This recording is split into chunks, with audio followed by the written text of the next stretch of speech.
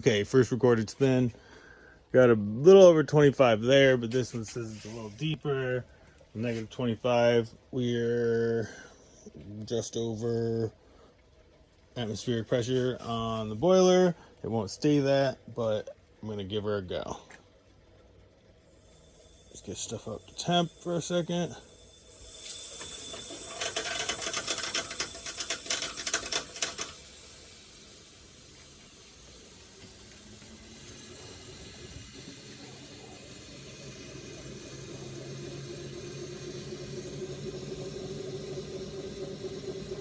I can hear it.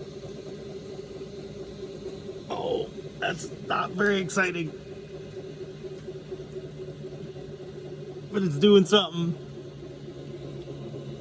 And there's 2 gears, six bearings, and 2 armatures for each generator that I gotta be spun. So that's torque to spin it.